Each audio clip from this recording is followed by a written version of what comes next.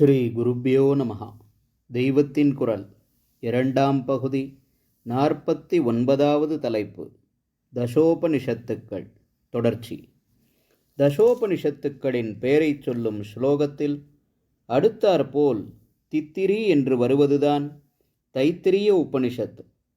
வைஷம்பாயனருக்கு தம்முடைய சிஷ்யரான யாக்ஞவல்கியரிடம் மனோபேதம் உண்டாகி, நான் சொல்லிக் கொடுத்த வேதத்தை கக்கிவிடு என்று கோபித்துச் சொன்னதாகவும், யாக்ஞவல்கியர் அப்படியே செய்துவிட்டு பிறகு சூரிய பகவானிடம் சென்று அவரிடமிருந்து இதுவரை லோகத்துக்கு வராதிருந்த சுக்ல யஜுர்வேதத்தில் உபதேசம் பெற்று வந்தார் என்றும் முன்னே சொன்னேனல்லவா. யாக்ஞவல்கியர் முதலில் கற்றுக்கொண்ட வேதத்தை தம்முடைய மந்திர சக்தியால் வாஸ்தவமாகவே அன்னரூபமாக்கி கக்கிவிட்டார். அப்போது வைஷம்பாயனரின் உத்தரவுப்படி மற்ற சிஷ்யர்கள் தித்திரி என்கிற புறா மாதிரியான பக்ஷியின் ரூபத்தை எடுத்துக்கொண்டு யாக்ஞவல்கியர் கக்கியதை சாப்பிட்டு விட்டார்கள். அதனால் உடனே அவர்களுக்கு அந்த வேதம் முழுவதையும் அறிந்து கொள்ள முடிந்துவிட்டது. அந்த வேத சாகைக்கு கிருஷ்ணயஜுசின் தைத்திரிய சாகை என்ற பெயரும் உண்டாகிவிட்டது. தித்திரிக்கு அட்ஜெக்டிவல் ஃபார்ம் தைத்திரிய என்பது. தைத்திரிய சாகையில் உள்ள சம்ஹிதை, பிராமணம், ஆரண்யகம் எல்லாவற்றுக்கும் தைத்திரியம் என்றே பெயர். தைத்திரிய ஆரண்யகத்தில்தான் இந்த உபனிஷத்து உள்ளது. மற்ற எல்லா உபனிஷத்துக்களை விட அதிகமாக அத்தியனம் செய்யப்படுகிற உபனிஷத்து இதுதான். கர்மானுஷ்டானங்களில் பிரயோகமாகும் அநேக மந்திரங்கள் இதிலிருந்து எடுத்தவைதான். சீக்ஷாவல்லி, ஆனந்தவல்லி, பிருகுவல்லி என்று இந்த உபனிஷத்தில் 3 பாகங்கள் உண்டு. சீக்ஷாவல்லியில் சிக்ஷையை, கல்வி பயிற்சியை பற்றிய பல விஷயங்களை சொல்லியிருக்கிறது. பிரம்மச்சரிய ஆசிரம நியமங்கள், அதன் மகிமை, வேத அத்தியன கிரமம், பிரணவ உபாசனை முதலியவற்றை பற்றி இந்த பாகம் உபதேசிக்கிறது.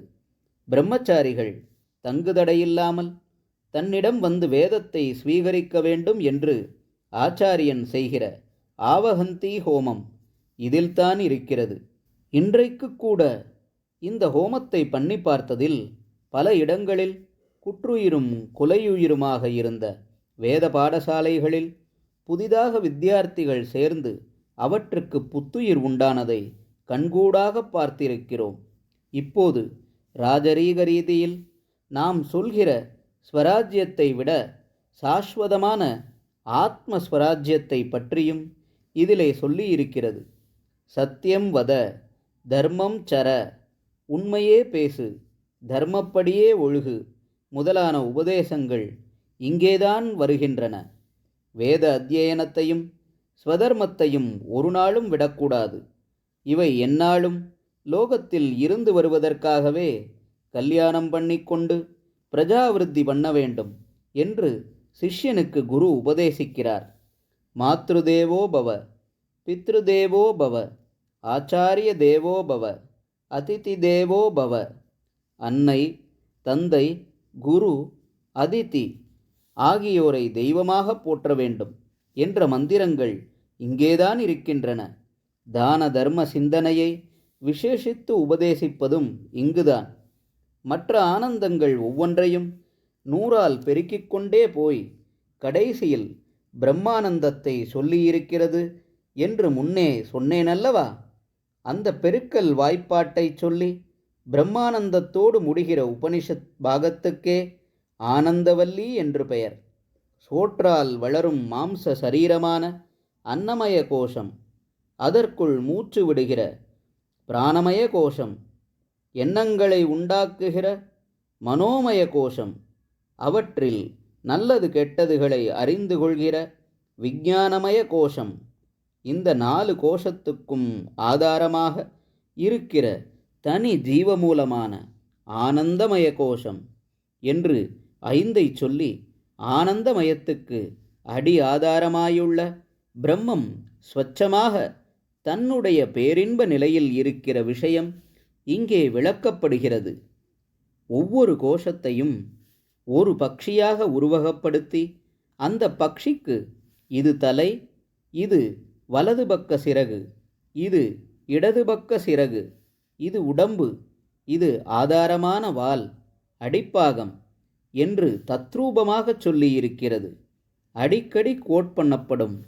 எதோ வாச்சோ, எந்த ஸ்தானத்தை எட்டி பிடிக்க முடியாமல் வாக்கும் மனசும் திரும்பி விடுகின்றனவோ அந்த ஆனந்தமான பிரம்மத்தை அறிந்தவனுக்கு பயமில்லை முதலான மந்திரங்கள் இதில் வருவதுதான். பிருகுவல்லி என்பது வருண பகவான் தன்னுடைய புத்திரரான பிருகுவுக்கு செய்த உபதேசமாகும்.